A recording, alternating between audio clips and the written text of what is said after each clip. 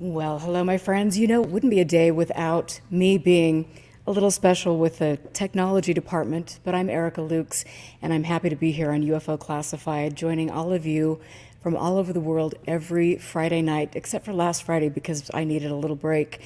But I really appreciate the fact that you are in there, you support me, that people are asking thoughtful and critical questions, and at the end of the day, we understand that there is something important to study.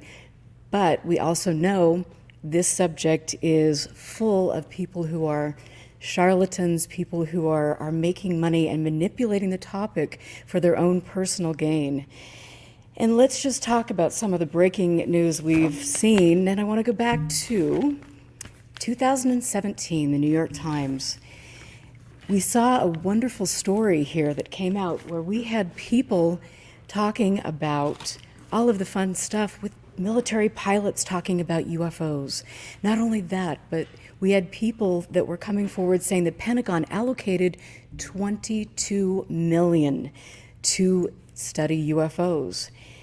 And then we find out that what truly was the $22 million spent for? Was it a sweetheart deal for Robert Bigelow, the billionaire tycoon in Vegas? What were they doing at Skinwalker Ranch? Well, as somebody who has spent a lot of time investigating Skinwalker Ranch and having insider information, in fact, this is just some of the research that I've collected on Skinwalker Ranch over the years. And let me tell you, there's something rotten in Denmark. First of all, you've got a location that is allegedly the most paranormally studied place on the planet. There are portals opening up out of nowhere, and guess what? Shape-shifting creatures are seen by top intelligence officials. Well, my question to you would be, if this place is truly so dangerous, there is so much that could potentially affect everybody, then why isn't the place shut down? If people are being exposed to high levels of radiation, then where is the government to step in? Well, guess what? They're not there. And better yet, when you look at these portals that are opening up and people are allegedly disappearing, well, let me just say, I don't know what to tell you about that one, but I would certainly wonder why there's airline traffic continually going over Skinwalker Ranch. Something isn't adding up, and now we have this brand new book that we see coming out called Skinwalkers at the Pentagon. And let me just show you this really quickly because we've got to show this title. So here we've got Skinwalkers at the Pentagon, an insider's account of secret government UFO programs. Readers will be amazed and enthralled, says Senate Majority Leader Harry Reid. Well, first of all, let's look at the cover, and I'm a little scared, to say the least. Is this truly a scientific study? And if it is, wouldn't somebody maybe do a better cover? Who knows? But all I can say is, we got to look into this, and I think next week we're going to have a grounded conversation about it as we begin to read through the book. I definitely have, like I said, tons of questions. And I don't even know what to say. I'm just waiting for Tom. Hang on one second, you guys. So, hang on. Okay. So anyway, just on that note, so here while I'm waiting for Tom to get in from backstage, I want to read this a little bit because for me, and as I've for my quest for knowledge, I have found that some of the shady characters that run in the UFO community, that have been embedded in the UFO community for 50, 60 years. Interestingly enough, they have backgrounds in psychological warfare. They have backgrounds in non-lethal weapons. Take John Alexander, for example, who has written many books on the subject and who also has worked hand in hand with Robert Bigelow from Vegas. So what is that all about? But let me just say that technology is making advances. We are developing technologies that we frankly should be very, very concerned about. One of the things that came to my attention today was an article that was written, and it's called NATO's Cognitive Warfare, Battle for Your Brain. waged by Western militaries. The article is by Ben Norton. And I want to read a little bit of this to you because I find it quite fascinating, and I have, at the end of the day, a feeling that this might be potentially going on in the area of Skinwalker Ranch. Western governments in NATO military alliance are developing tactics of cognitive warfare, using the supposed threats of China and Russia to justify waging a battle for your brain in the human domain, to make everyone a weapon. Now NATO is spinning out an entirely new kind of combat. It is branded cognitive warfare, described as the weaponization of your brain.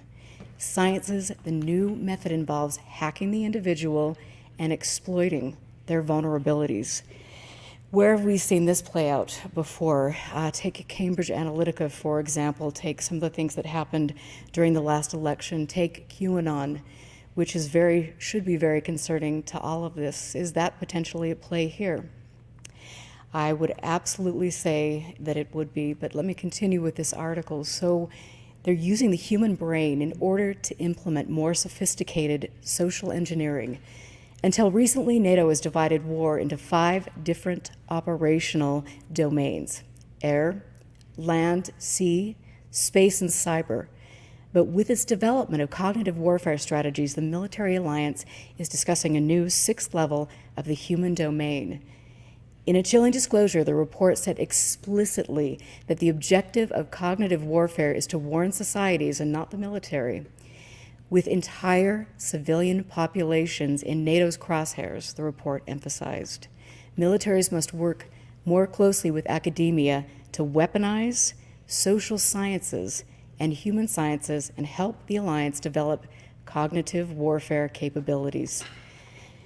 Cognitive warfare seeks to change not only what people think, but how they act, the Canadian government wrote in its official statement on the challenge.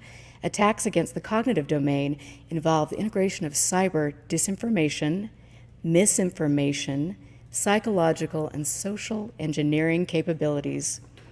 Ottawa's press release continued, cognitive warfare positions the mind as a battle space in its contested domain. Its objective is to sow dissonance, instigate conflicting narratives, to polarize opinion, and to radicalize groups. Cognitive warfare can motivate people to act in ways that can disrupt or fragment an otherwise cohesive society. So let me just pose this question to you. Do we think that that's potentially happening in the UFO world? And let me tell you that I absolutely think that this is one of the best testing grounds for this type of warfare that you could get. Here you've got a subject where people distrust the government, where people are buying conspiracies, baseless information, and they're sitting behind a computer and they're not vaxxing, they're not masking, they're not doing things that they probably normally would have and not even thought about it 10 years ago. But here we have a very polarized state, not only in the United States, but across the globe. And it is because, in my opinion, some of these types of things that we're seeing. And so for me, as I study Skinwalker Ranch, as I look at the shady characters involved, people that have actually been involved in the subject for 50 years, who have made this subject a place where they can sow their disinformation, where they can make money, they can go in the speaking circuit and talk about fairies, gnomes, and what was Bigelow saying in this new book, The Skinwalkers at the Pentagon? He was talking about a beaver dinosaur hybrid that flew by him. This is the person that the Pentagon allocated $22 million for. A person that is claiming to see a beaver dinosaur hybrid floating across the Uinta Basin. And what else do we see with regard to Skinwalker Ranch in my lovely home state? Well, we see people talking about shape-shifting werewolves. No evidence. We see all of this information that is coming forward, and there is not one shred of evidence. So what in the world is happening? Because if you guys buy this, you are all being played. I know that I was played, and I'm telling you, it's certainly nothing that I want to see anybody else deal with. I am still waiting for Tom to get in there. He's not. I sent an invite for him to get in there, so you might just have to hear me talk for a little bit longer, which could be quite frightening for all of you. Just kidding. So I want to just say thank you to Simon, to Charles, to Matthew, for everybody who gets in there and supports my work. You know what I've been through, and I'm starting to, as the moments progress, I'm starting to come forward with my story a little bit more. Because a few years back, I was approached by the Skinwalker Ranch Collective. I was brought into the fold, at least I thought, and I was approached by people like Dr. Eric Davis from Earth Tech in Austin. Dr. Davis was very incredible, very kind and warm, picked my brain about everything that I would want to share. He even invited me to Earth Tech in Austin, and I went. But I began to feel a little bit uneasy. I felt uneasy because he was trying to give me information that I felt was absolute garbage. And so that information, I was seeing that he was approaching other people and putting that information forward, or they were putting that information forward for him, but I didn't bite. I didn't put the information forward because I knew something was wrong. And as a result, I have had different people in that organization approach me, and that has been very disconcerting, to say the least. People who have walked into my business, people who have come into my life in my feeling to try to discredit me or to try to dissuade me from putting forward good information. I used to think that this was a game, a joke, but I certainly don't anymore. I think that this is very real, and as I have mentioned on numerous shows and brought different guests on who have actually worked in the intelligence community, people who have been in the subject for many, many years, they see that, yes, this is not a game for people that don't have a strong fortitude, because there is so much of a chance to get sidetracked, especially if you're onto something. And I think because I've spoken out about Skinwalker Ranch and the fact it's absolutely pretty much kind of rubbish, I think that there's a chance that, yeah, anyway. So Tom, I'm going to send you the link again. In fact, anybody else, I'm sending the link right now. So if you want to get in, come to the show, talk behind the scenes, tell me what you think about your experiences, what you think about some of the game playing.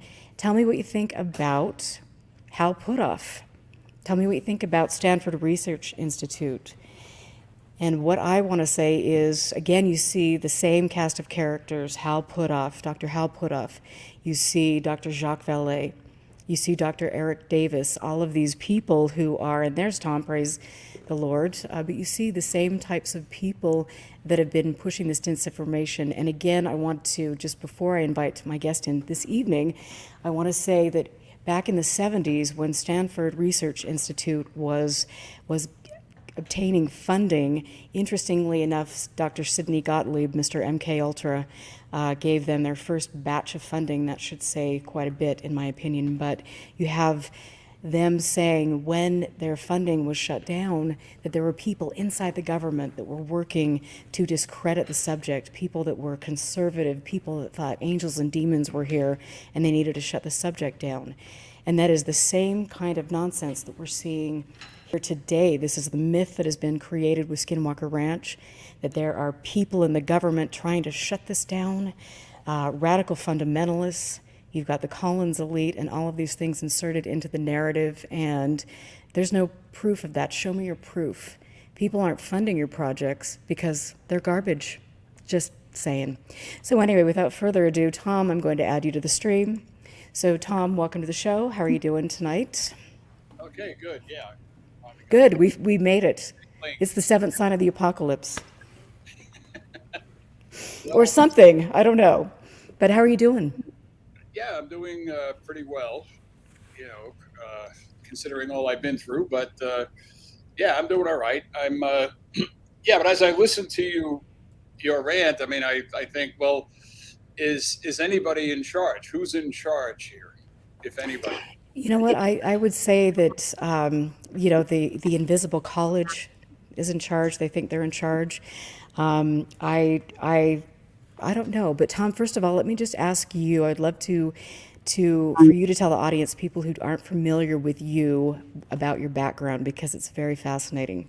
So if you don't mind. Oh, okay, all right. Well, I guess I started out Irish Catholic in New York City, and I got a I liked math and physics. I ended up going to RPI, Rensselaer Polytechnic Institute in Troy, New York, for where I studied physics. But there, I got interested in theater because I won a playwriting contest. So then I ended up after there, I and went into the army. I enlisted into the army. I was good at languages. They sent me to the Defense Language School where I learned to speak German, and then they sent me to Fort Huachuca in Arizona to interrogation school.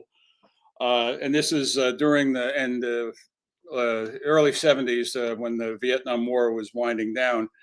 And I got shipped over to Germany, and I was in military intelligence, and I was essentially trained to, I guess, interrogate German prisoners of war. Like we all know what the army by 72 had figured out all the lessons to learn from from World War II. So anyway, I don't know, but after that, I got out of college. I went to University of Texas, got a degree in ancient classics, and then I guess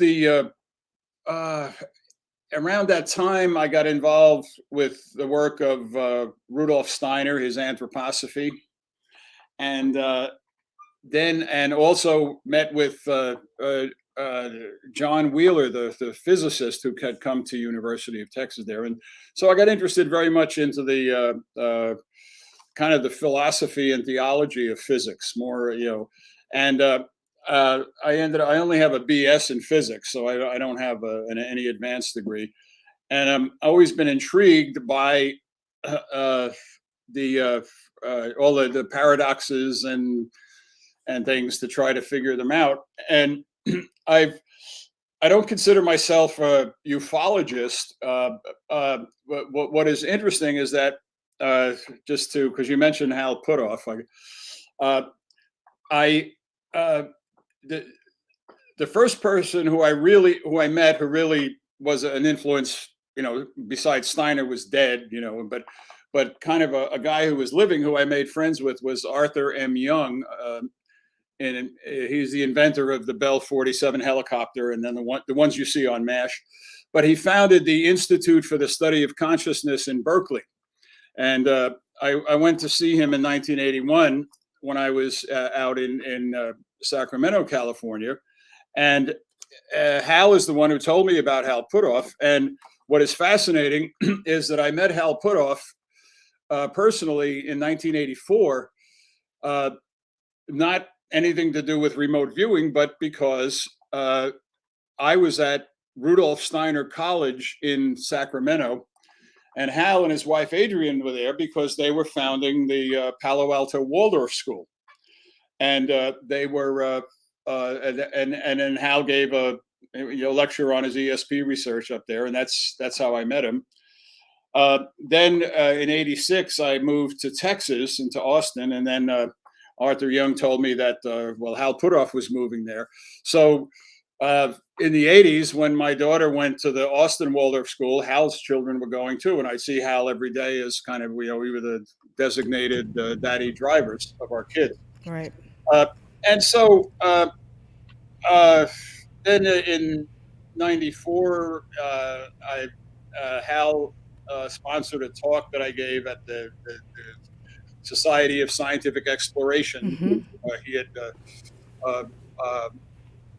organized along, with that group, and then and that was more philosophical paper. And just as a side note, that happened to be the, in ufology, I guess in ufology history, that was the same conference where Hal's chief engineer at his institute in Austin, Ron Johnson, during a lecture there at the hotel in Austin, he just keeled over dead. Right. Yes. Another one of those interesting stories of ufology. And I want to just interrupt you there because I've got somebody else that is here that's usually in the chat room, and I want to bring him on as well, and then we'll continue the conversation. So not Charles. I actually get to see your face.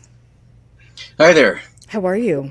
I am wonderful, thank you. How are you? Good. I'm good. I'm good. And I want to just tell you that first of all, every Friday you're in chat and you make comments that I enjoy. Thank you for your sense of humor, and also you have quite an interesting background. And so let me ask you a little bit about your background, if you don't mind, for everyone watching. Very boring, really. I've been. I am not a complete skeptic. I did have experiences growing up that could be explained or understood as the abduction phenomena. I see aerial phenomena, but a lot of it I realized was physiological due to stress, social situation, domestic situation.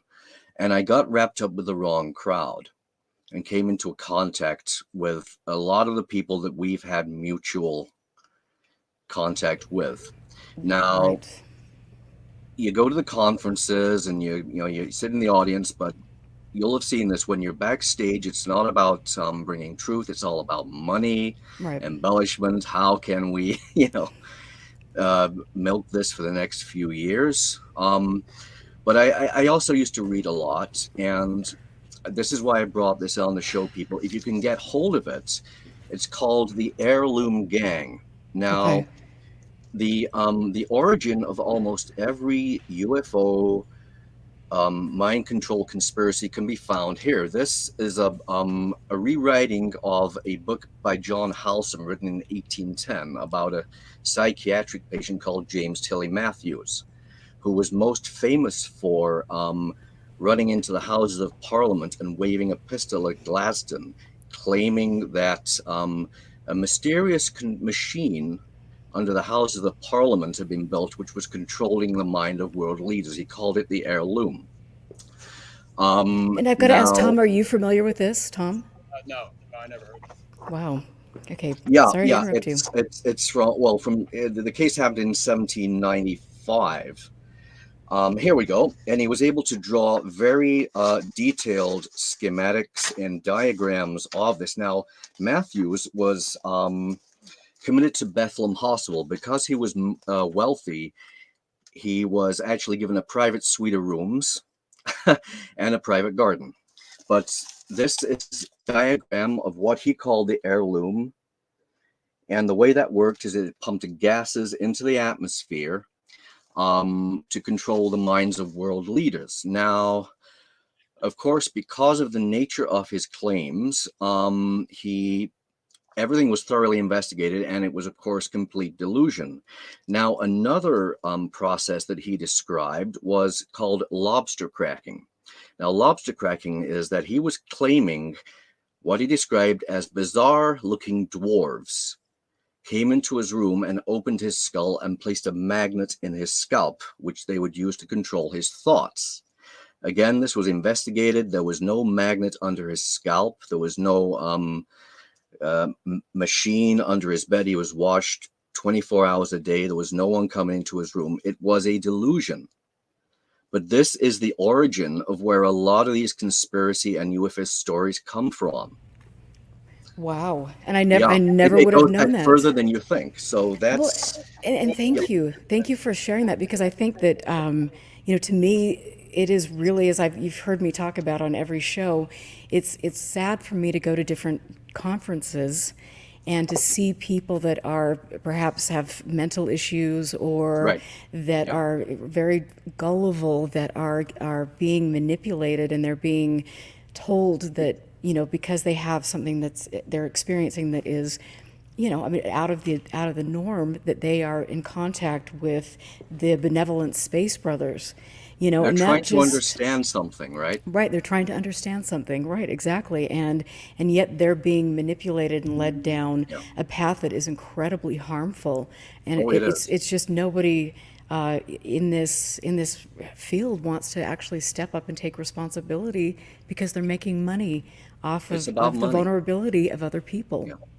It is about money, and it's about taking advantage of vulnerable people. Now, I'm not saying that there isn't a phenomena of some description, Right.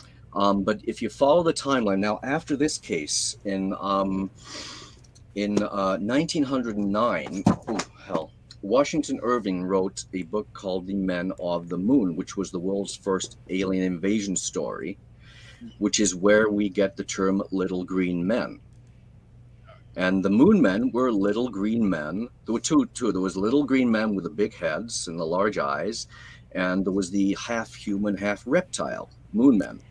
So that's where that first started, as far as I've been able to find out.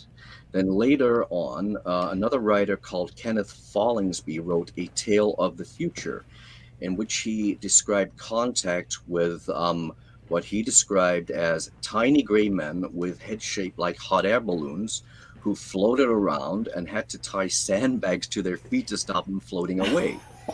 Now, doesn't that sound very much like communion?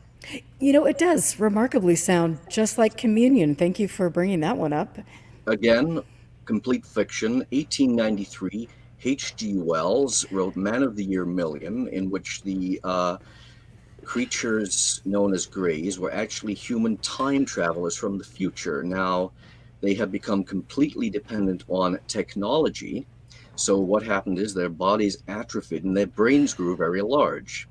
Their skin lost its pigmentation, and because they lived in subterranean pods, they grow these large eyes, and they develop their telekinetic abilities.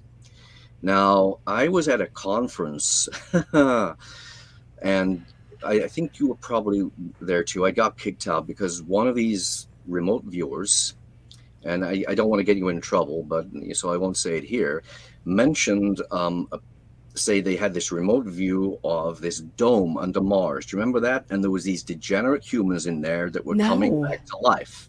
Oh Now, dear. Wow. I had Men of the Year That's. I Million in my hand, think I might need and a when there was a cocktail for Q&A that at the one. end, yeah, Where? I What? pointed. What conference was this? Oh, this is one of the contact ones. Oh dear. Okay. We're Well. talking about 15 years ago, and I read this, and she went, yeah, that's it. I went, well, I'm quoting from a book from 1893, verbatim what you just said. Right. So obviously I was not welcome there anymore. I can see why. Yes, I'm So not welcome at most of the speaking, conferences right, these days same as sort of well. thing, I'm honey. I'm on the B list. I'm too So rebellious for this crowd. yeah, I mean, I'm not saying this should not be explored, but don't go to what it is not. Right. Okay. Now the real phenomena, it's so weird as to almost be beyond description. And that is the aerial phenomena, right? Whatever you see in the sky. And I still see that. I mean, I was happy to think that I was completely mad, but over the years, a couple other people saw it with me and got freaked out. But what is not happening is what is going on at these conferences, in these books. It's all about money. And do you remember in 2012? Oh, the world's ending in Right. 2012. Well, yeah, but a lot of these people, they were making business plans for 5 years after the world had already ended, right? So it's nonsense. So, and I can't get on board with hypnosis and regression. That No, is I just think that pure is misdirection and right. manipulation. Oh no, that's frightening.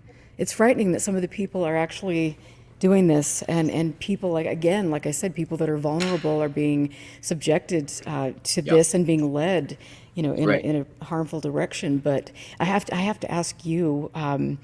Not to interrupt your train of thought here, but I'm No, kind please of good carry that on. way. So, I mean, what are your thoughts on Bigelow? Bad wig. Bigelow, he, he doesn't seem to know anything. He kind of like pretends to know things. If you look at the way he is, And the way he's interviewed, he's saying, well, he knows things. Well, what does he know? He's kind of shaking his head around like that's an ego trip for him. Right. That's what it is. And he's not so smart, because didn't he spend $20,000 on a piece of melted metal from a lathe that somebody sold him? Yes. Supposed to be like a part of a crash UFO. Right. Right? Mm-hmm. Well, that whole thing to me is ridiculous. I mean, something that is that advanced, well, for a start, it would be made of exotic materials that are unknown to science. Mm-hmm. It will be able to self-repair. Right. You know, the human mind probably wouldn't even recognize it for what it was. Again, this is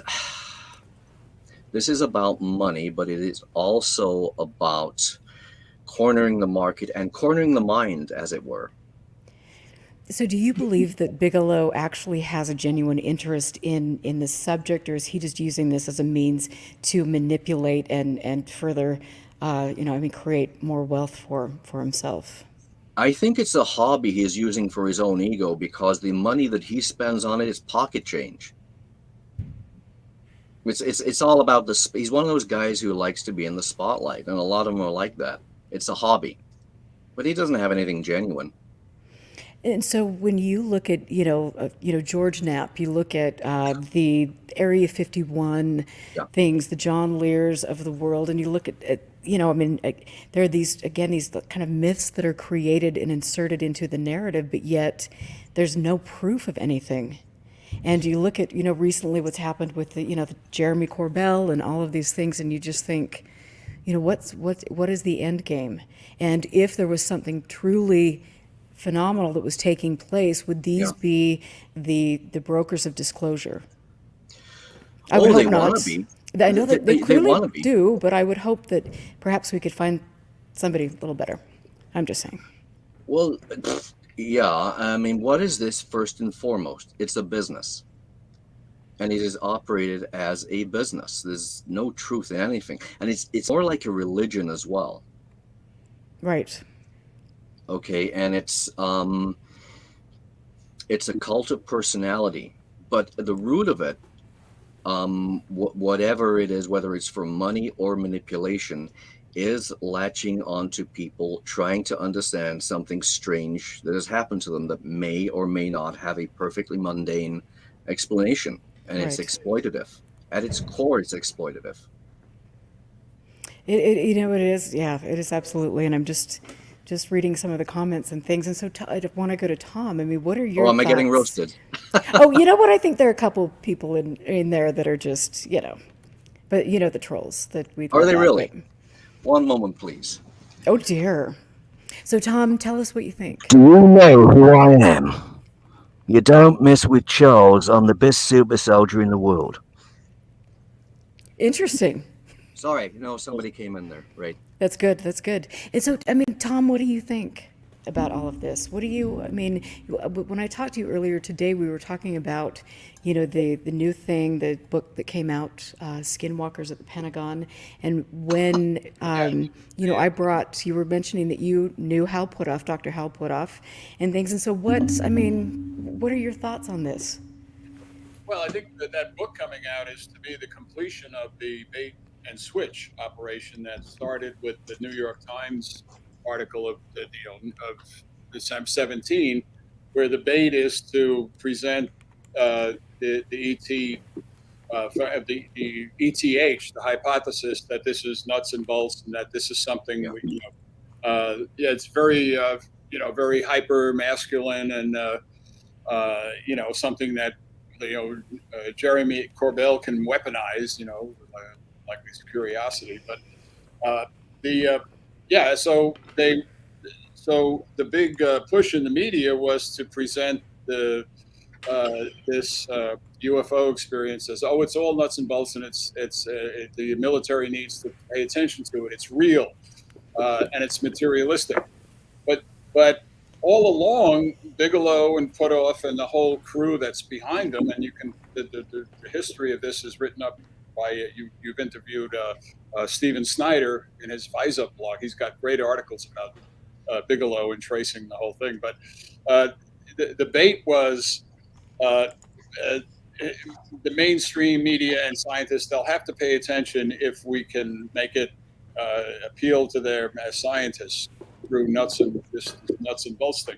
But all along, they had the IDH, or the interdimensional hypothesis, or as Jason Calavito likes to call it, the interdimension, or the interdimensional poltergeist.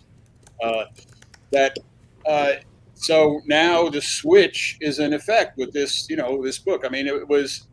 I even see even recently where did this Anjali come from? She's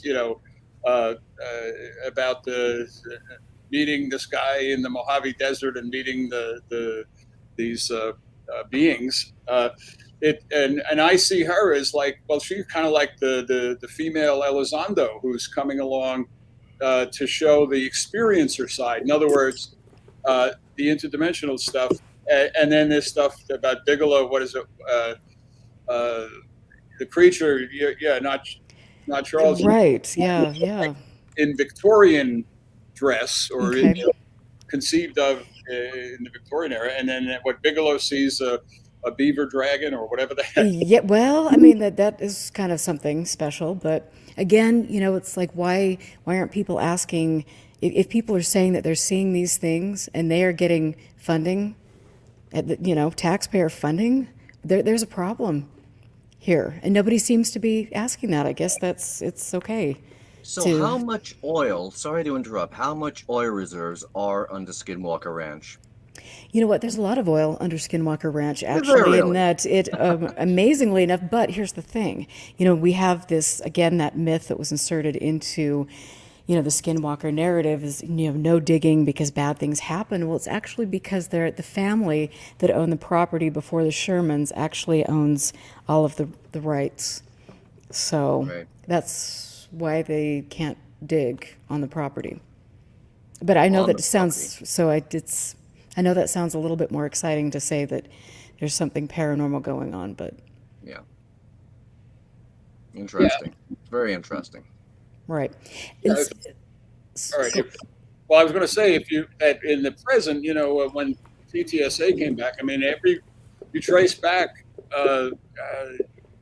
every step of the way, tracing the provenance of TTSA is Hal Puthoff is there, right. all the way back to remote viewing. And where did remote viewing come from? Well, it came from the Commodore. Who was the Commodore? L. Ron Hubbard, who, because Hal Puthoff and Ingo Swann were, I guess, two of his prize students. They reached the operating Phaeton 7 level at that time. And Hubbard had a clumsy name that he used for the exercise of which later got called remote viewing. It was something like exteriorization of perception, or and Ingo Swann said, "Why don't we, let's call it remote viewing?" So. And I think that's really important to talk about the Scientology and the Ron Hubbards of the world, and the fact that all of these people were friends. And that's pretty mind blowing to me, but I guess they've kind of glossed over that, over the years. But I remember seeing, actually, there was a documentary, and I wish I could remember the name of it, but it was on Scientology. And I watched it, with kind of horror and fascination all at once. But I remembered there was a group scene, and they were doing they were sitting across the table from each other. And it was very interesting because Dr. Jacques Vallée was in one of those scenes. And it was I'm not surprised. quite curious to me that you've got all of these things kind of intersecting with regard to this, and yet people seem to, I guess that's sexy. I guess there's something mysterious and cool about some of these connections. I'm missing it, but I don't know. Somebody explain. Business. Business, brainwashing. Business. It's great. So, does anybody seriously believe? And another thing these guys putting out, a fake alien invasion of Earth cannot be pulled off convincingly. There's so many getting on that, right? What are you going to use for spaceships? What are you going to use for dead alien bodies? Are all the military of the world going to be in on this? It's nonsense. And they're pushing that one again. And I believe the Project Bluebeam came from a book called The Myth and the Man. It was about the unused scripts of Gene Roddenberry, and Project Bluebeam was called The God Thing in its second draft, if I am correct. It's been 20 years since I read it. Again, complete fiction. But it's folks, unfortunately, trying to understand stuff that are being fed this. Right. And so let me just address some of the things in chat. So I just want to there's a Nicholas. I'm sorry, did I derail the thing there? But no. No. It's okay. I just want to just kind of address this a little bit because I'm seeing some interesting comments. And so Nicholas just wants to say that he always thought that Hal Puthoff was a well-respected and honest physicist, and he'd never heard a disparaging thing about Dr. Puthoff until tonight. And so, first of all, Nicholas, I would love to know more about that. And I think that you're right. There are a lot of people that hold him in high regard. He has done amazing things over his career, but then you've got the fact that after 50 years, we don't see a lot coming out. We see myths that are reinvented. We see people like Dr. Puthoff and his crew that are coming up with Serpo and different types of things over the years, and putting forward information or standing behind some things that are just not verifiable. And so, Tom, give us your thoughts on why perhaps there could be some questions with regard to Dr. Puthoff. Yeah, he's a fine. I haven't seen him in 20 years, but I like him. He's a likable guy. But he's not a physicist. He got his PhD from Stanford in 1967 in electrical engineering. So he's more of an engineering. He's got more of he has an engineering mind more than a physicist mind. But at the same time, he was applying that same high intelligence of physics to Scientology. He loved Scientology, and with Ingo Swann, Ingo Swann was in New York City at the time, developing his in Scientology there, and then but Hal never went the academic route. So he left after his PhD. He started to work for the Stanford Research Institute, which just is not connected with the university. It's just located near there. And then with Russell Targ, who is a real physicist, they developed their remote viewing, but with Ingo Swann. So there's I don't feel that these are disparaging words about Hal to say that he developed this. Remote viewing came out of Scientology at that time. And if you follow the arc from there, he left the Church of Scientology in 79. Right. I sometimes call him the Martin Luther of Scientology, because he took what he had in Scientology and made his own Reformation himself. So he got some flack for leaving the church in 79, but it's like he developed his own version of Scientology. He's far more intelligent than L. Ron Hubbard. And so, but there is that religious, spiritual aspect to it. And in 1974, he wrote for a Scientology publication saying he credits Scientology with giving him the courage to play life games and to play them well. And, so let's think, it's ARG, alternate reality game. Right. That's, to me, what he's doing. So, I find he sponsored this talk I gave in '94 at this conference. I'm grateful to him for that. And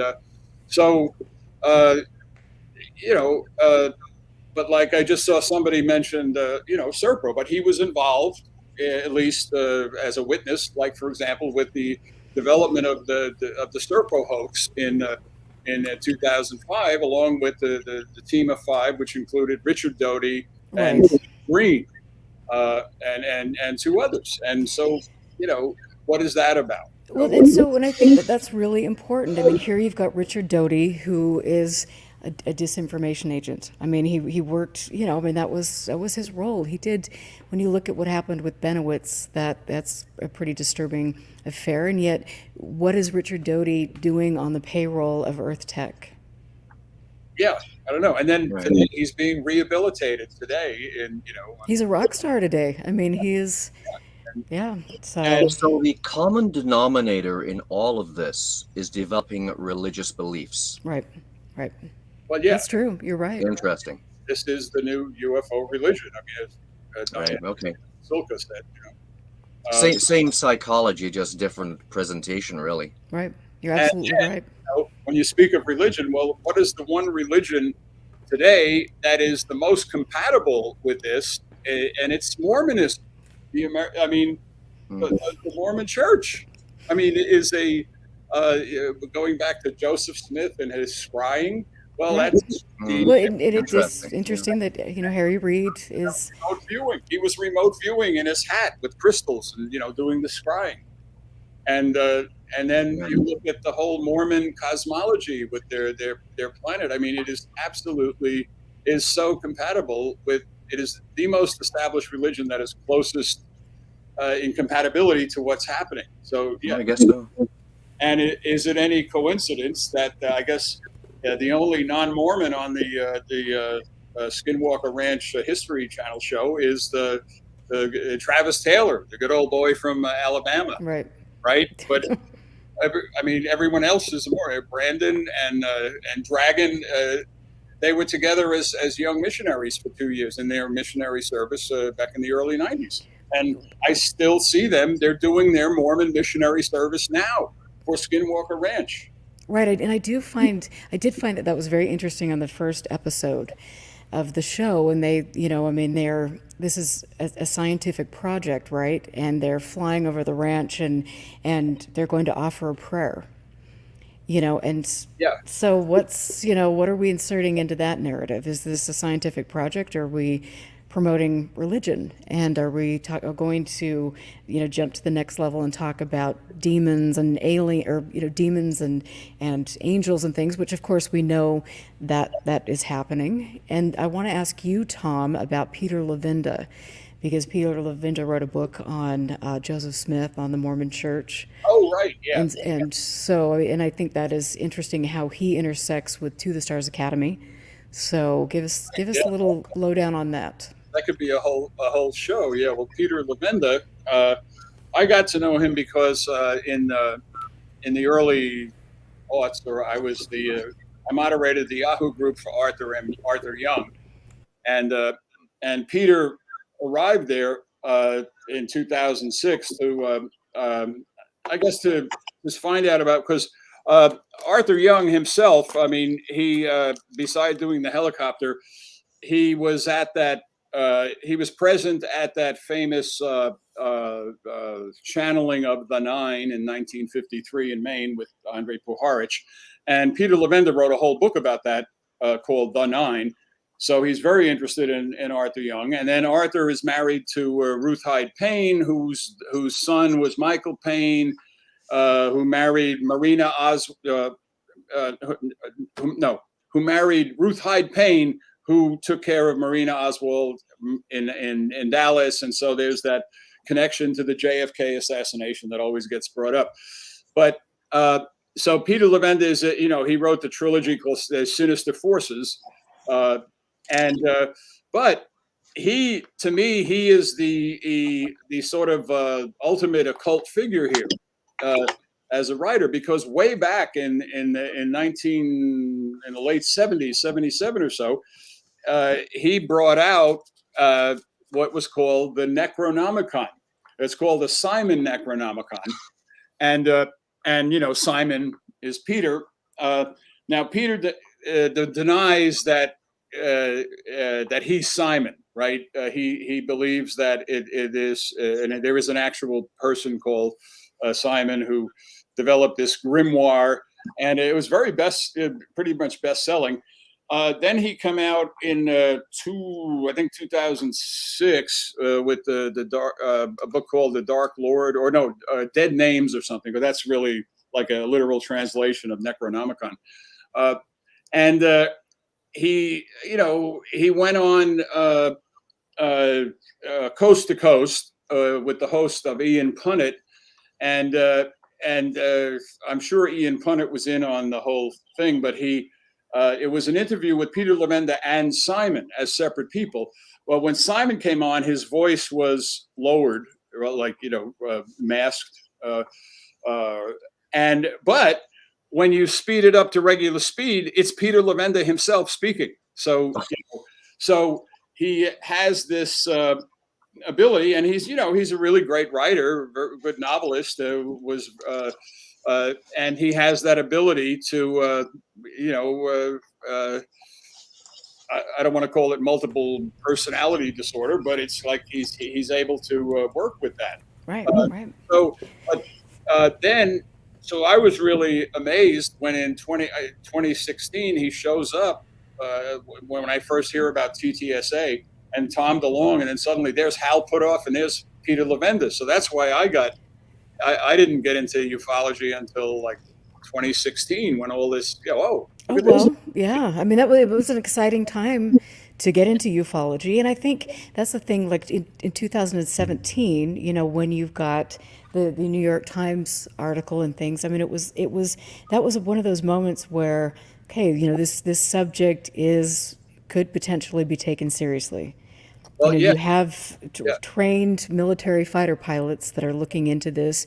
You have people that are, are trying to garner funding. I mean, this could be a very, very cool thing. And I will say that for me, when that happened, it was one of those moments where, here I'm dancing around this fringe subject, and you have to be really careful because you have, I'm a business owner, I mean, I am from a very conservative state. And so how do you broach that subject without looking like a complete, nutter, I guess. Yeah, and so it's, that was one of those moments. That article came out, and then there was, the 60 Minutes piece, with Robert Bigelow talking about aliens being right under our noses and all of these things. And you see, there are moments like that where the mainstream public has, is looking at this and saying, wait a minute, maybe Erica and her UFO books, maybe she's onto something, or maybe there is something that we need to look at. And so that was a pretty cool time period, I think, for the subject, because we had normal people, we had regular people who were taking their kids to soccer games and doing all of these things, going to the PTA meetings and things. And, they were saying, wait a minute, what is this? And then you've got that kind of bait and switch, as you're talking about. You've got 20 steps forward, where now we can finally get science to engage this topic. And now you've got this new book coming out and some of the wild claims from the same group of people. I mean, what is that about? Why would they do this? I mean, I'm so confused as to why they would want to. I mean, this is why the bait and switch. Why is it now? It's like they prepared the ground by the bait. They bait you in, they get you in the store, and then you're in, and it's been this all the while. But to get back to Levinda, let me connect the dots, or I call it on Twitter, I connect the doties. Back to Hal Puthoff goes back to like the Church of Scientology. Then you have trace back. Then you have L. Ron Hubbard, and with Jack Parsons and doing the Babylon Working in 1946, and then but then you trace back where Parsons to Crowley, and Levinda is bringing in the Lovecraft thing, so that it's a Lovecraft and Crowley thing. The old ones are coming back, and that's the basis of his Secret Machines. His final book is coming out, is the return of the old ones as described by H.P. Lovecraft and and combined with Crowley, and so there it is. It's all this occult, magic with the K on the end, and so it's all it's all coming out together now, and I think they feel that the audience has been primed enough, have been baited to come into the store, and then now we're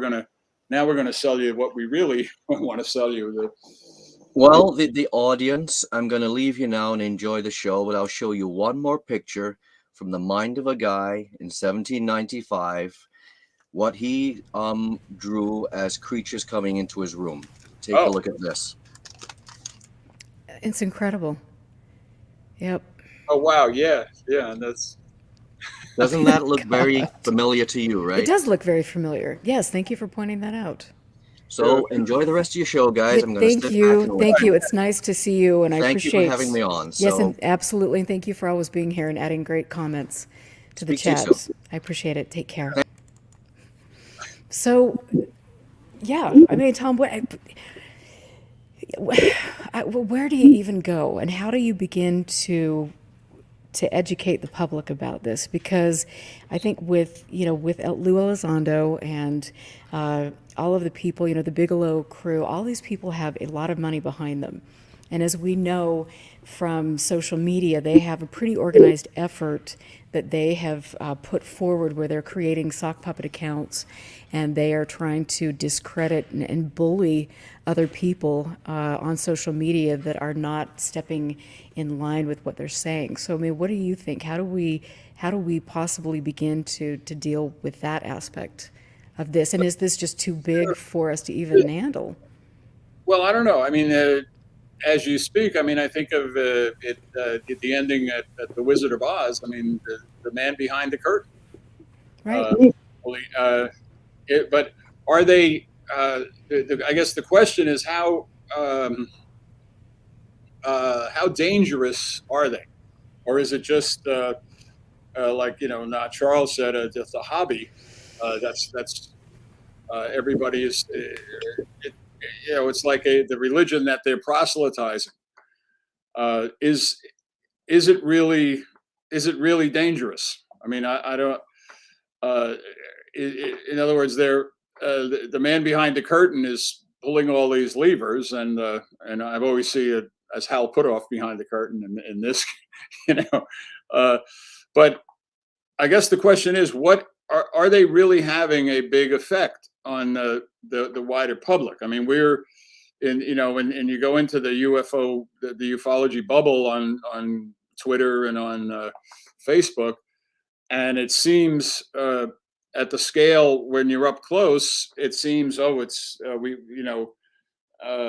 we have to do something about it. But I don't know. I see it maybe in a wider perspective, and I don't think they're effective at all. Beyond, I don't know, bringing in new believers. So, yeah, I mean, what do you see as a danger?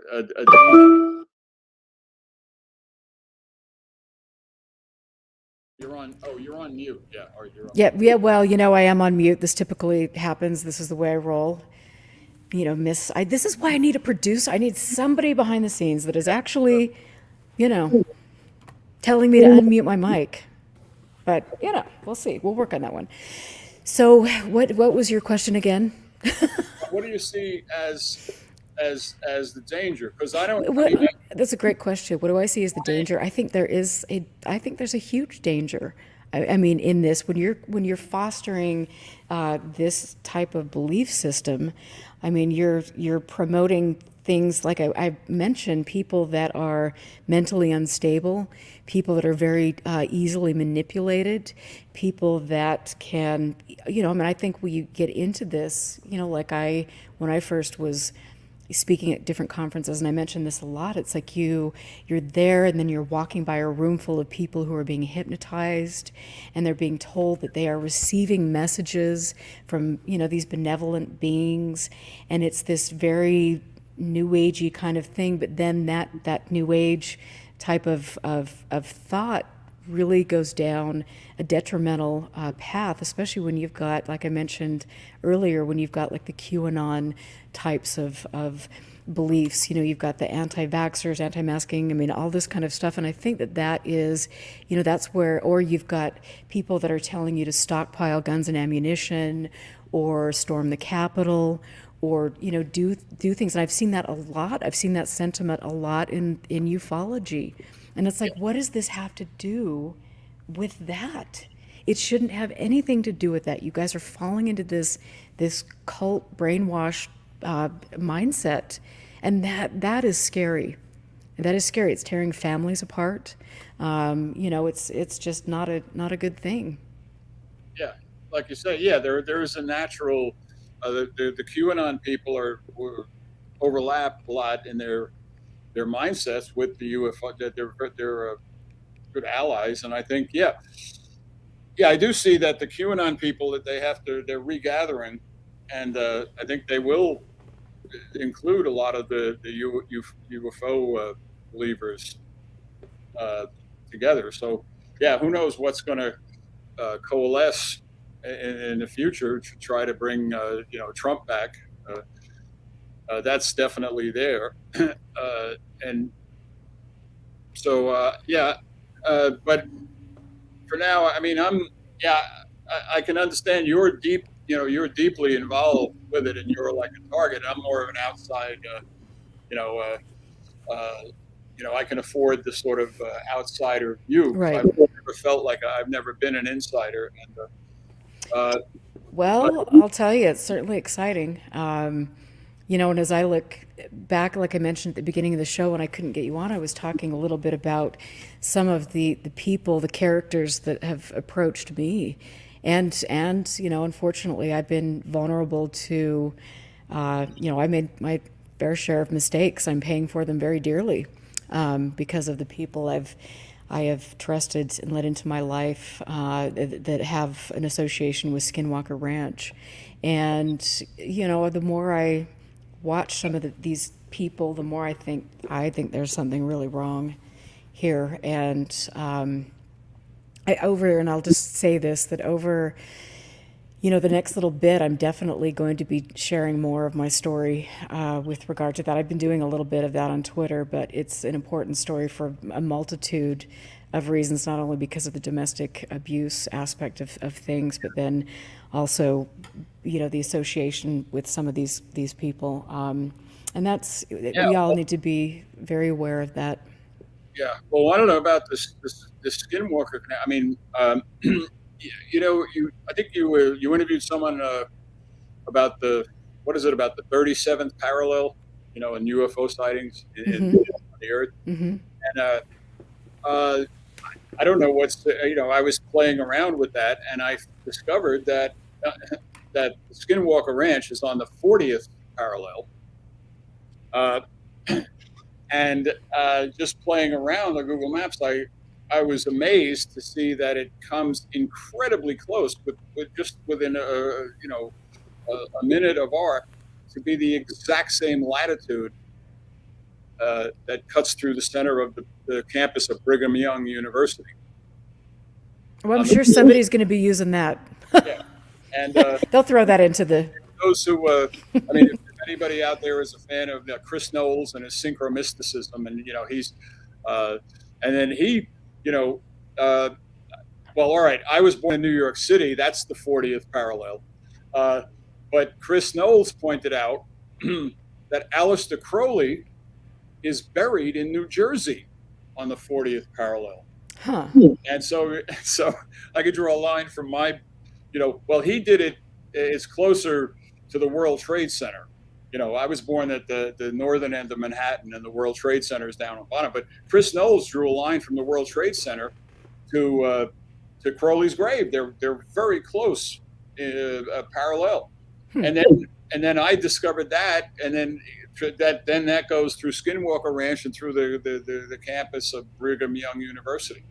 I don't know what that means, but I was just, you know, playing around with these latitude parallels, and who was I think Adam Go Rightly was on talking about the King Kill 33, the 33rd parallel. JFK in Dallas, that was all the stuff that happens in the 33. And then the guy who wrote the book about the 37th parallel with UFO sightings. And interesting. So I'm looking at the 40th parallel. I don't know what that means, but I'm sure that will be inserted into the narrative somewhere. I'm sure somebody will use that to their advantage. Like, you know, but it's you got the Mormon thing right there, and and what's amazing, I was amazed to discover that Harry Reid was a Mormon. Well, I mean, I and Travis Walton, you know, I mean, there are several people, yeah, that's great. And I want to just say, you know, in that sense, I actually interviewed a couple really amazing people. And I will be showing that interview pretty quick. One is a poet, and he was actually in military intelligence and worked for the National Guard, Utah National Guard. And he is just an incredible man, very devout, LDS faith, was the other person that I interviewed, who actually, interestingly enough, did a documentary on Russians in Magna, Utah. And apparently there was a big influx. We invited the Russians there. Now, anyway, that's a whole nother story. But so I interviewed them, and I was just very incredible conversation. It was incredible to me. And so I just have to say that I grew up LDS. I think that I know that there's some incredible people in the church, and you know, whatever our feelings are in that. But it is interesting to note, you know, the different people that are inserted into the UFO subject that are of the LDS faith. You know, I mean, I read up on the Mormon idea of lying for the Lord. Do you know about that? No.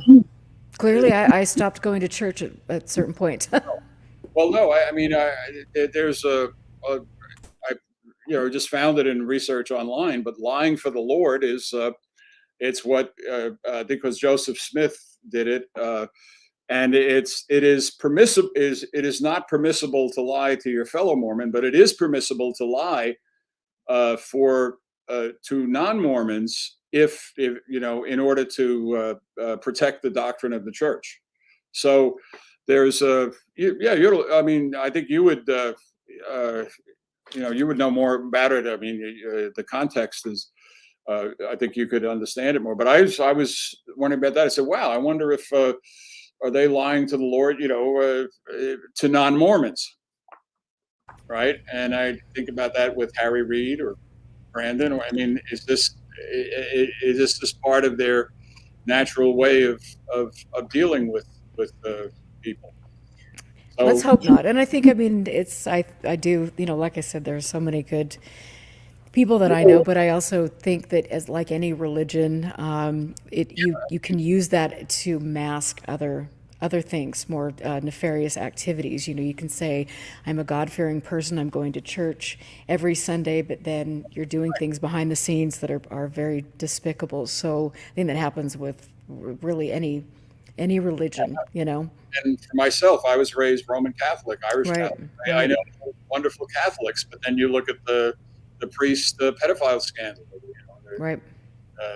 So it's the good and evil together in all the movements.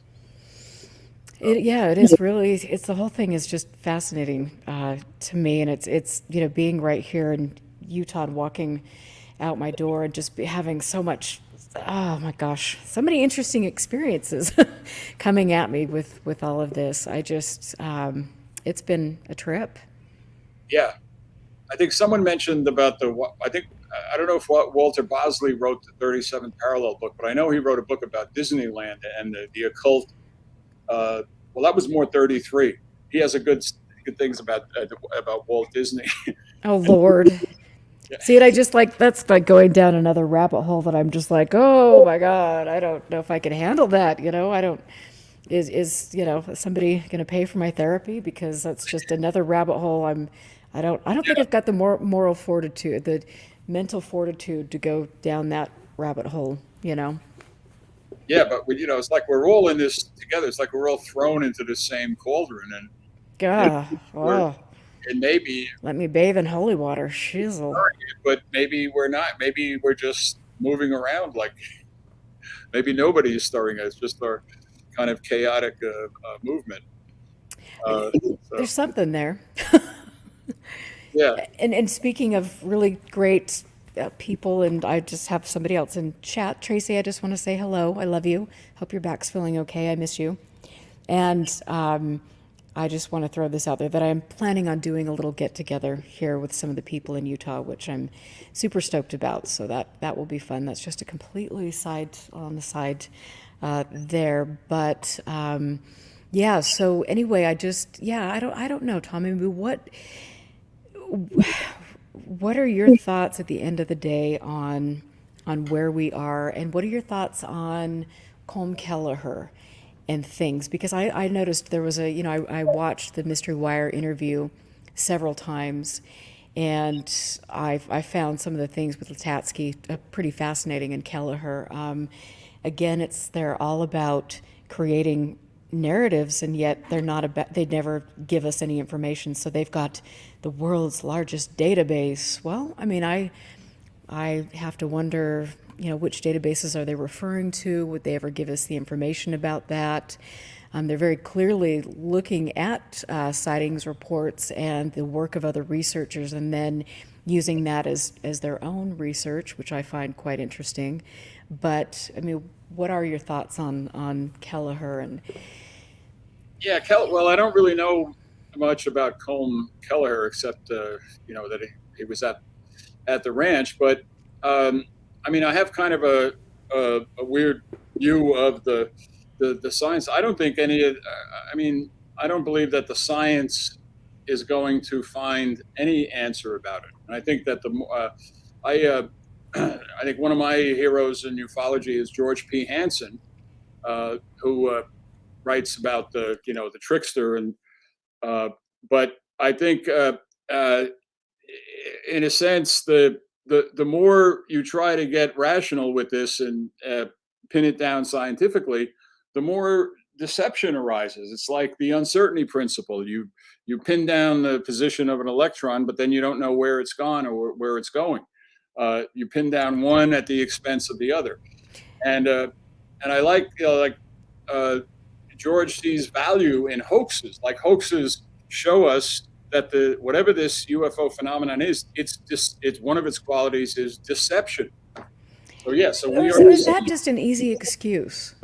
Because I look at some of the people in, in the Bigelow realm, and it's like this is always like, well, the phenomena is one step ahead of us. This is, it's mimicking our own technology and yada, yada, yada. And you just think, well, isn't that certainly a clever way to Yeah, but phrase things? I mean, that's the side. The more you chase it scientifically, the more it recedes.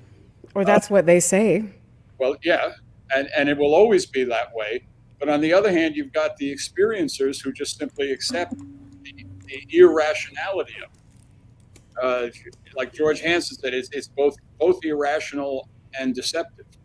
Those are the two qualities of it, and it's always there. And there's a thing back and forth. I don't think anybody knows really what it is. It's because you see, again, I have more of the I don't know, the philosopher's perspective. Although recently someone called me the Dark Prince of Sarcasm on UFO Twitter. Which I guess Oh, well, that's good because I'm what am I, the Empress of the Dark Cabal. oh, So, and on that note, we got to say Halloween's coming up, so Mama's got to think of her costume. But I mean, I'm kind of to the point, and I think I'm at a point in all of this because of my own personal experiences that I am so jaded and cynical that I look at some of the nonsense that people are saying. Well, it's one step ahead of us, and it will always, just when you think you're going to get to the bottom of it, it's steps away. I mean, I feel like that's just a convenient excuse for yeah, people. yeah. I don't. I mean, And how do you figure out? I mean, it's like for me personally, I mean, I've seen things I can't explain. Maybe someday I'll be able to. There are some things that I've seen that I've gone over as I've learned more about mundane objects. I could say, well, I thought that that was something paranormal, and it wasn't. But I mean, how, I mean, it's where do you go? How do you learn? How do you hold your own personal space in this? And, where do we realize that, well, Lord, their technology that, I mean, we've developed technology that can mimic the paranormal that has been used in theater for decades. So how do we differentiate that? I don't know. I mean, we're in this. It's like a mind control, a huge mind control experiment that we're all in, and I don't know. I don't have an answer. I mean, I don't know what to do because it goes this side, this way, and I think maybe that's the whole point, to get you can't fight it, the fight or flight response. You can't fight it. You can't really run away, so you freeze. Right, and it's the ambiguity of it all. That's what's really, I think, upsetting. I mean, I remember the psychology experiment they did with dog. They conditioned the dog that when they flashed a circle, he would get a reward, and he was standing on like a metal plate. But if it was a square, he was going to get shocked. His paws were going to get electric shock, and so they conditioned the dog that so that when he saw the circle, it was good. When he saw the square, he knew the shock was coming, and that seemed to But then they really got diabolical. They showed him this oval shape that was an average of a circle and a square, and when they flashed that, the dog just sort of did the equivalent of it going in the fetal position. Did not know what to do, because it was not a circle, it was not a square, it was something in between, and he just had a breakdown. I mean, so it's like this ambiguity it's hitting us from all sides, and I don't know what we can do, because it's all around us. It's what was that, the concept of Wetiko? Who's the guy? I think his name is Paul Levy. Yeah, writes about the Wetiko, the madness that's coming upon us, and that Wetiko is some kind of Native American expression. I don't know what. Paul Levy is the author of that book, and some of the well, actually, I was if I could recommend a guest to you, I don't know. Do you know Jeremy Vaney? You've talked about him quite a bit. Yeah. But tell us about Jeremy. Yeah, well, he lives in Hawaii, and he and his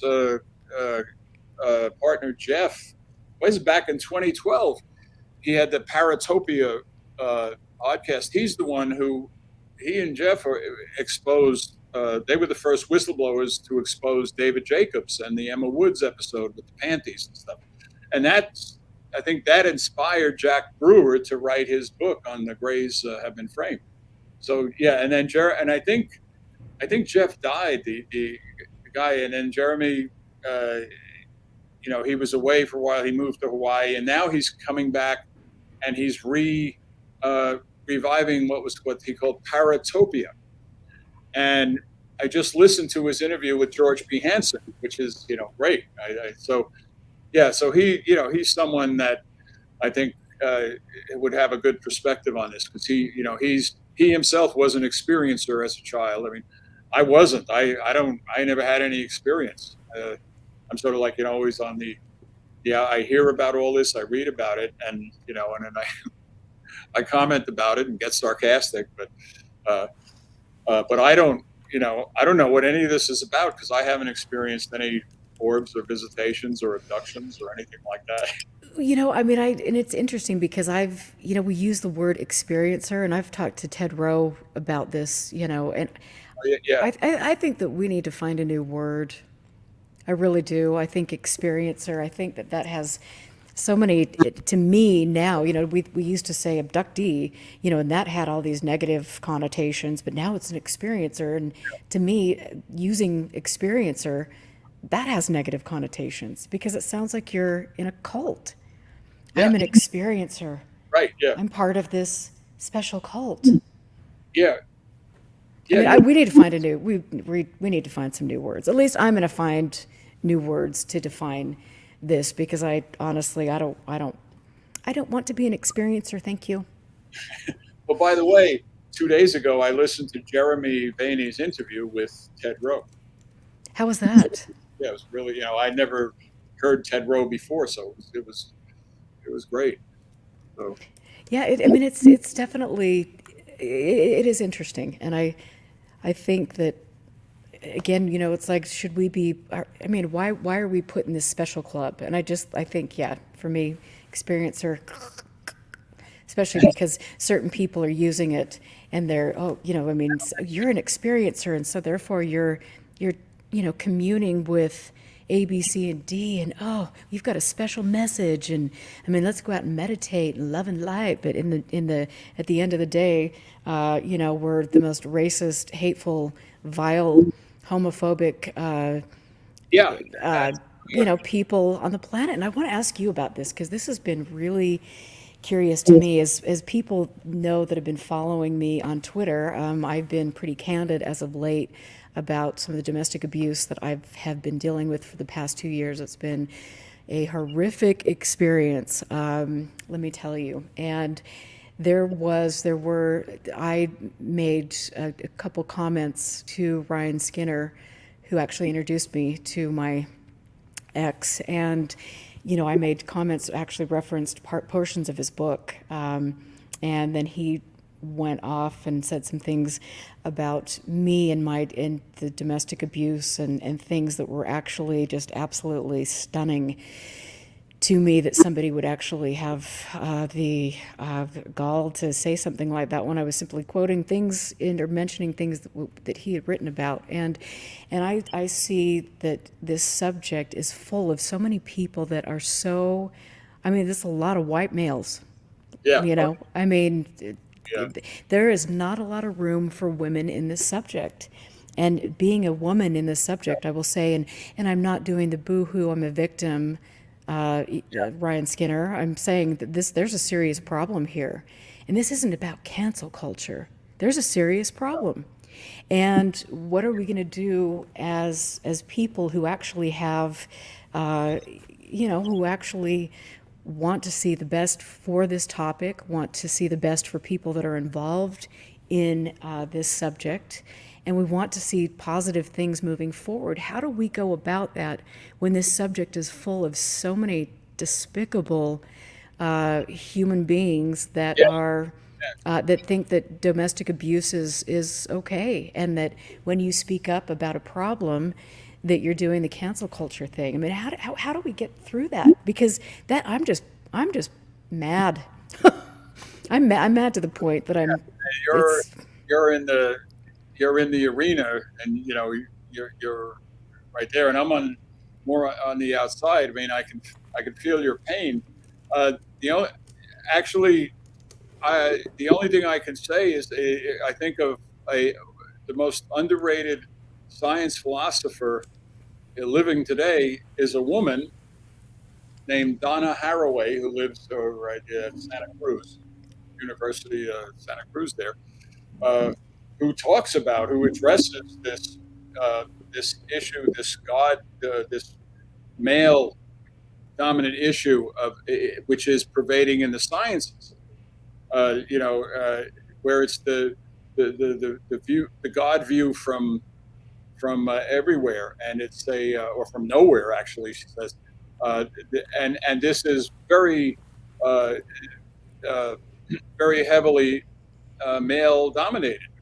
You look at the very intelligent scientists, if they're on the autistic spectrum, as you know, as Asperger's, there's I don't know if it's a 4-to-1 the population. There's 80% boys and 20% girls. I mean, so it's heavily there's something about the male mind that organize and then lashes out at the female who is the mother figure. I mean, or there's always mommy and daddy issues, but I would say I don't know.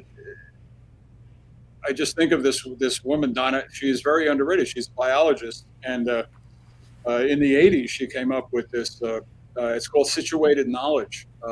That our scientific knowledge depends on our viewpoint, on who we are, our our identity. And she gets dismissed as, oh, she's a feminist, but I think she has an important contribution to make.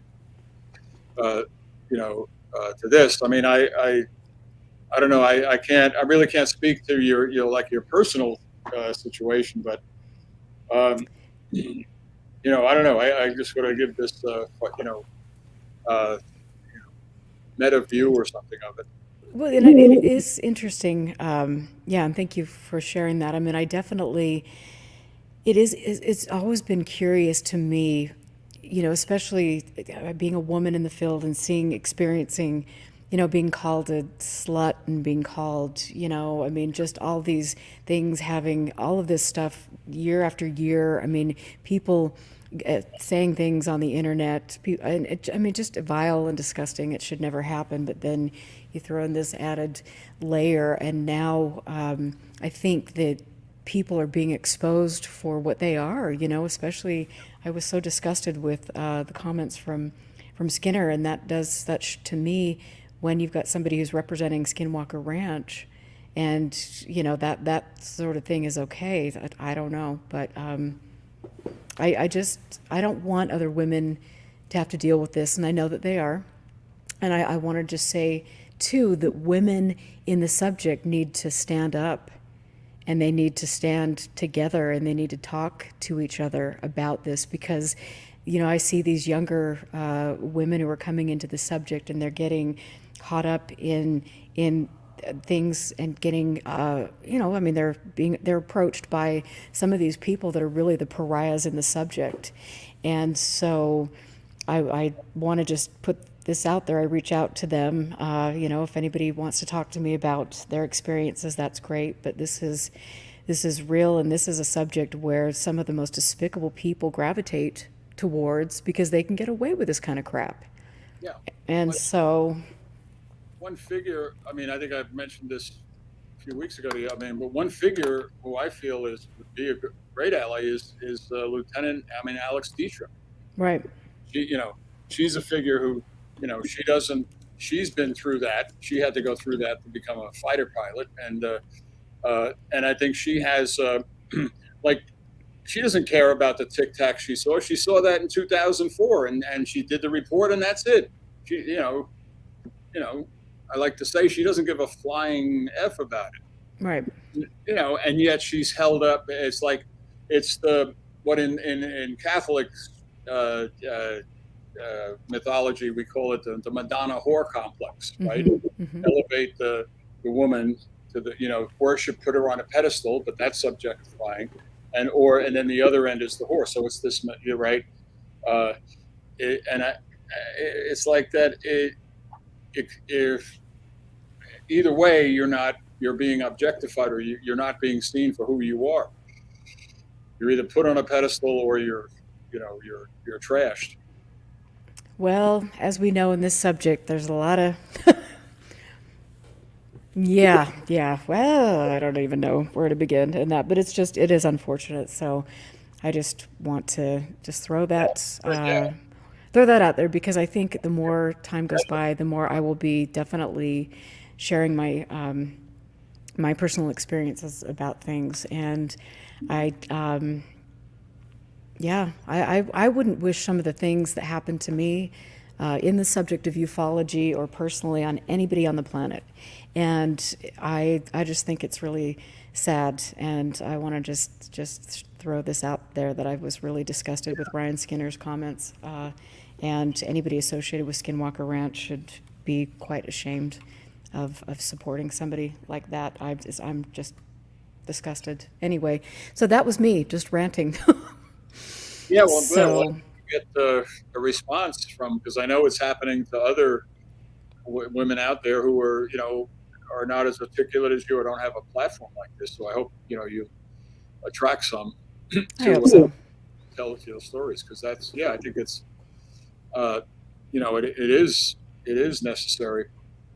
Yeah, I mean, this whole macho militaristic thing. I mean, with yeah, and it's like symbolized by the threat narrative of TTSA, Elizondo, but then you have like you were talking about the love and light, the Stephen Greer side of which brings in Demi Lovato, and Oh gosh, that's an interesting subject. Wow.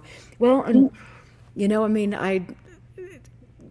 yeah, I'm kind of just speechless here for a second. Where to even go with that? And I mean, I know that she's trying super hard. And again, it's like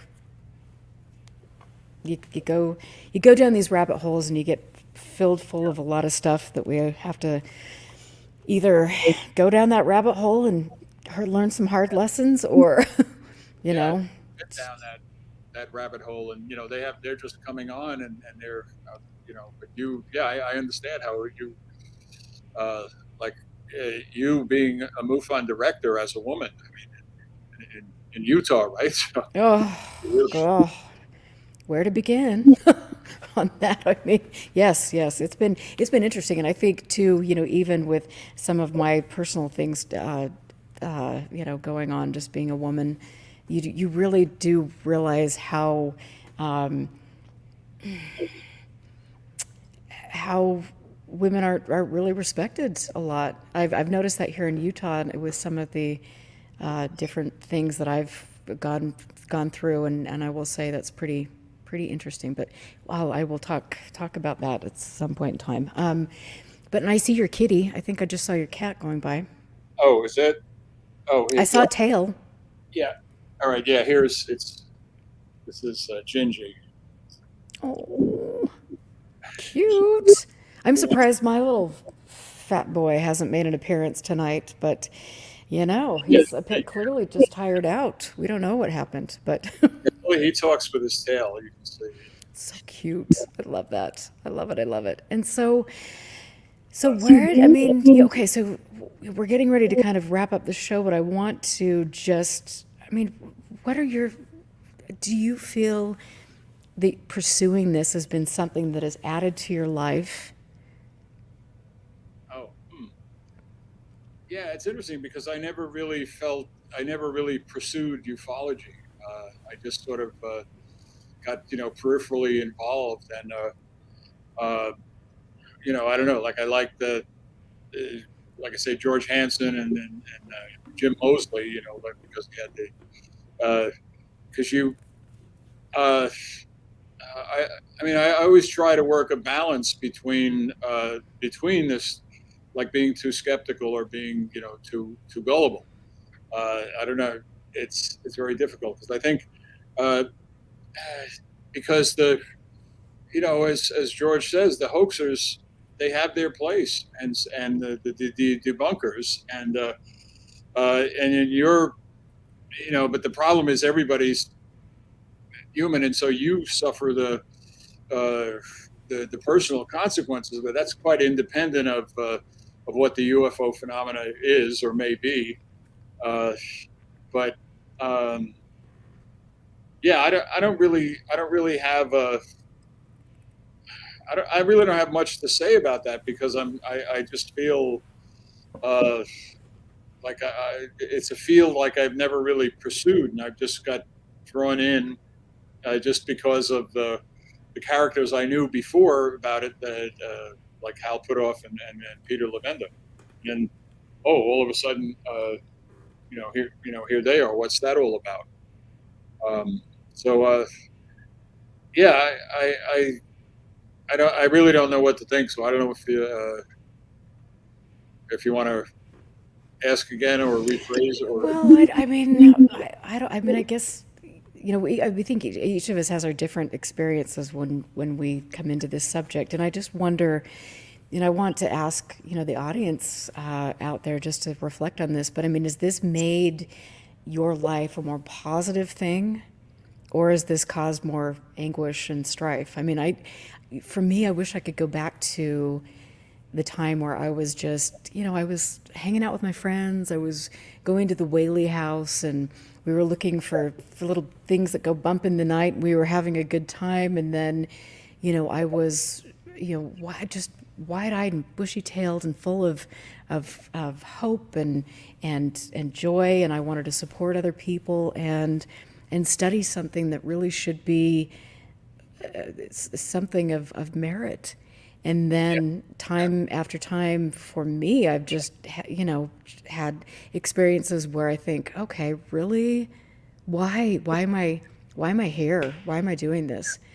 So it's been it's a place that I'm going to have to go through and reinvigorate my sense of wonder and joy. And Yeah, it's like you've gone like spiritually, you've gone through like some initiation process. right, yeah, like a shamanic dismemberment or something. I mean, it definitely has been that way. And then I think, I think about my friends, Gordon Lohr, and Barry and Jan and all the people that I've met who have been so incredible in the subject, who've even given me information.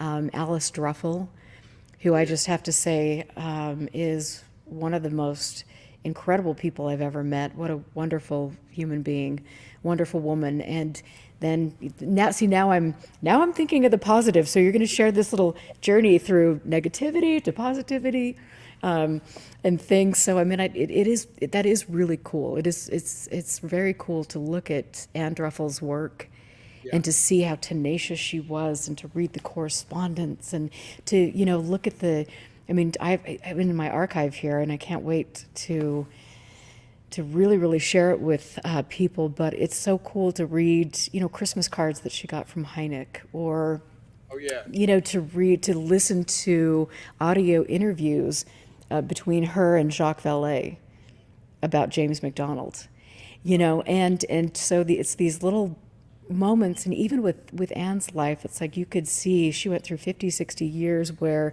she felt one thing at this particular point in her career, and then her eyes were opened, and then she learned something else, and then began to see people for what they really, maybe some of the hidden agendas. And I think that also happened to Martin Cannon, who was a very interesting person. I really quite I'm quite fascinated by Martin Cannon. But there's a letter that he wrote to Anne, a few years back, and he had come up with things where he was comparing potentially the abduction scenario to technologies that we've developed, and how that could easily be, we could explain implants because of this, or we could explain, I mean, there's a timeline for things that is very curious when you look at it. And I think that, there was this letter that he was just he was just beside himself, because here he was like coming forward with this, and I guess he got just railroaded by people, and he was just trying to tell the truth. And I think he just finally left with his hands up in the air and disappeared. And that's too bad. But perhaps it was because he was actually onto something important. Yeah. Right. And yeah, there's always this opposition, but also think back at the time. I mean, it's think of the technology we have now, how fast it is. Back in the day with Anne Druffel, we all had time to process ideas and follow these. It was so much slower, but now it's relentless. It's 24/7. It's through with Twitter and Facebook and we get so conditioned, kind of, we can't process it all the way we were able to in the past. Right. And that's, I think, itself causing a lot of anxiety or ambiguity, and we get like that dog seeing the ambiguous circle, and just sort of Right. be paralyzed. And add the COVID thing on top of that. I mean, it's like it's all happening at once. So yeah, I mean, what is ufology now in the context of COVID? I mean, because I mean, just think, before 2020, we were the early days of like TTSA from like 2016 to 19 were. I mean, I look back at some of the stuff I wrote or other people wrote, and it seemed that things were developing, and then the pandemic comes along in 2020, and then that's out. And and then I guess people the believers were hoping that Trump would be the disclosure president. Well, that's okay. I mean, that's it, as long as we can think about reptilian shape-shifting devils that are eating babies and things. I mean, I guess that's all good. We can spin that into the narrative.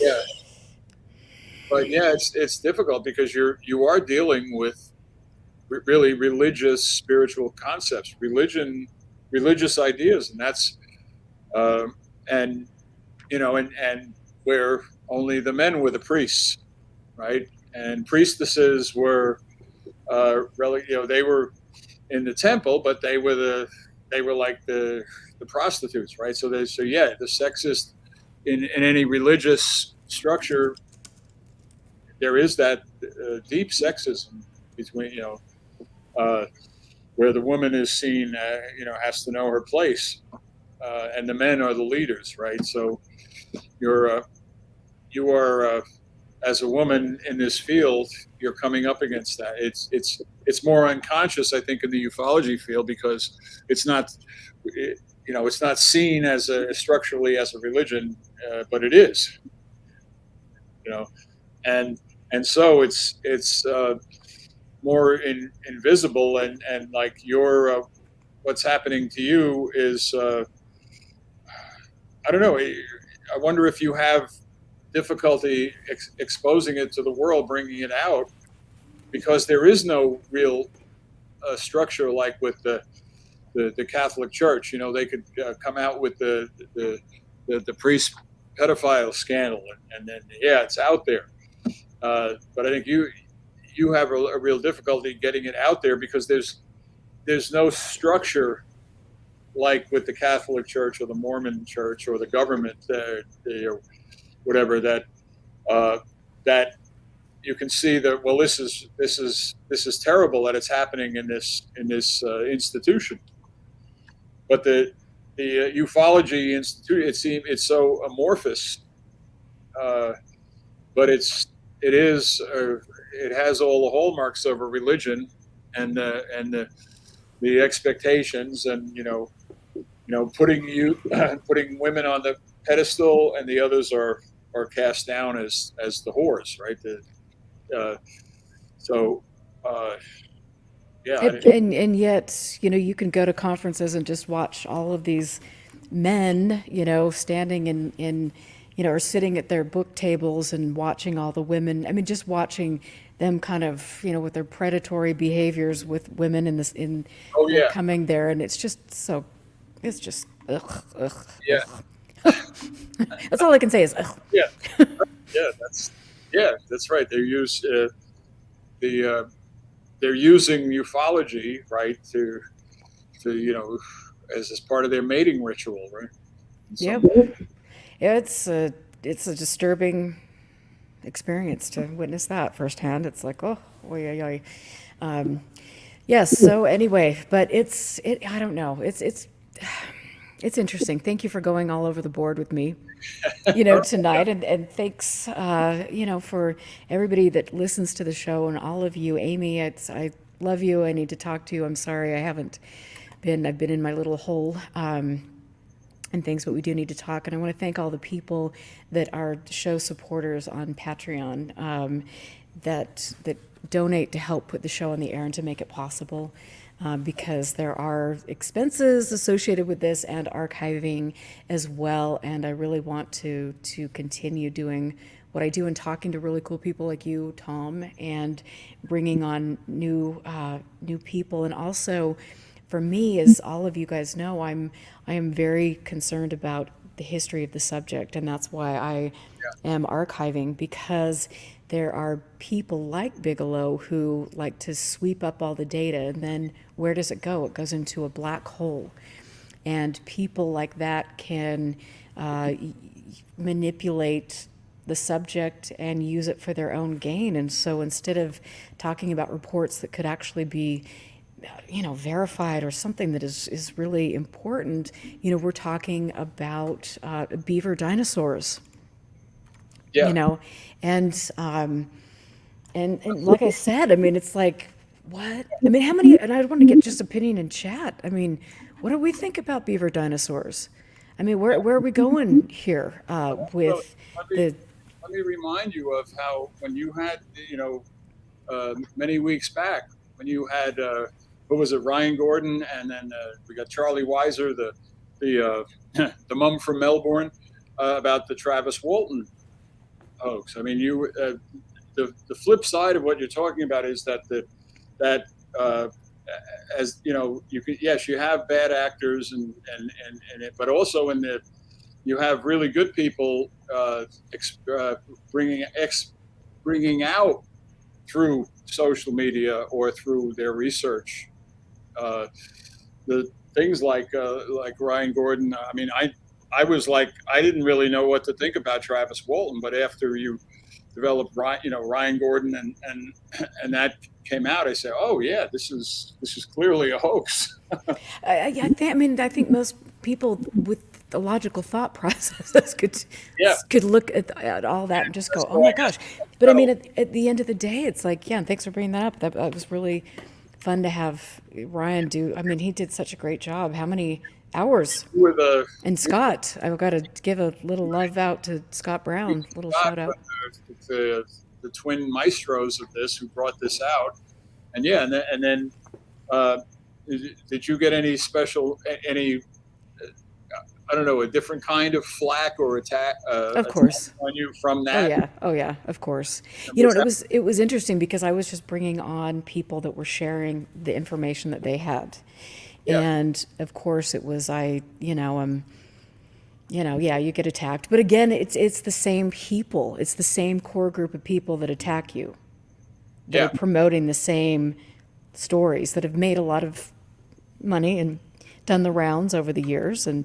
But trust there are good people out there who are going to call BS on this stuff, like on the whatever, the beaver dragon or whatever the heck it is. Oh my God! Somebody! If any of you out there are like illustrators, I need please do a beaver dragon for me. I mean, I have beaver. What was this? Hang on, I've got to look at this again. A beaver dinosaur. A dinosaur, yes. Yes, please. I would love an illustration of that. I don't even know what to even say about this, but I think, again, like I said at the beginning of the show, when we were trying to get you on, it's like you've got, here's this new book, everybody's buying it. They're again, here I'm looking at chapter 6, the 150-pound pig that should have been making a considerable noise as it walked, yet the cone of silence dominated the moonlit scene where the creature glided past within 30 feet of Kelleher. It appeared like it had dinosaur-like spines on its back, and I mean, it's tabloid stuff. This is, that's amazing. That's why another guest I would recommend is Jason Colavito. Really, he can take apart their narrative. I mean, I love how he just dismantles that. So there are people out there who are good actors who are, and I think you need to trust that they will come forth, like Ryan Gordon or Jason and Charlie.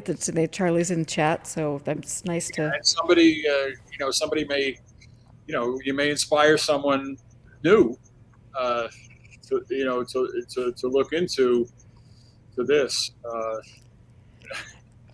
All I can say is, I don't know what I can say. I can say that I'd need a vacation, but no, that's okay.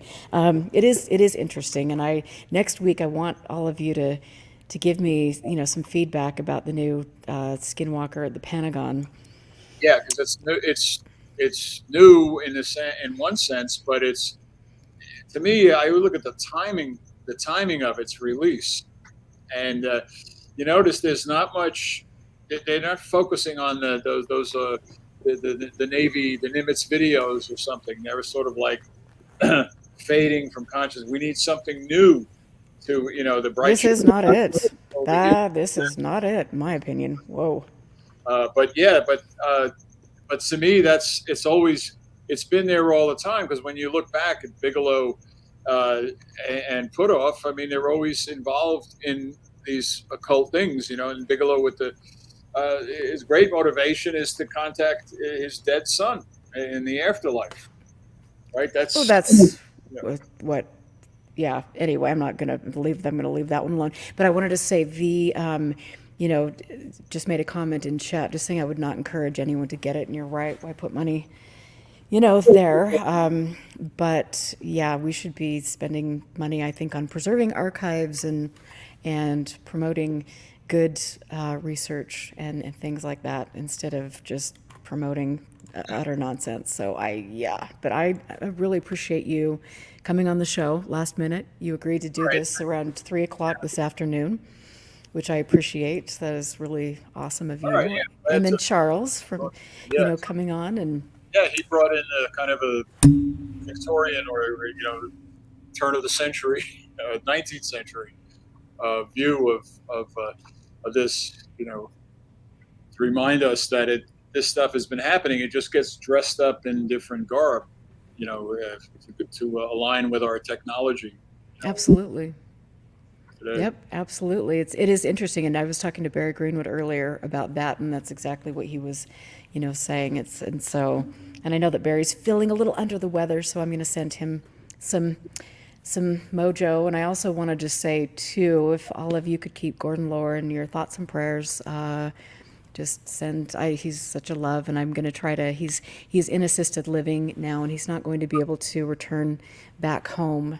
And so he's very brokenhearted about that. And so I just want to give Gordon my love, and all of the wonderful people in my life, like you, Tom, like some of the people in chat that are really cool. And you guys do make this, make all the nonsense, you make this worthwhile. For me and Scott Brown, I missed you tonight. I hope you're having fun.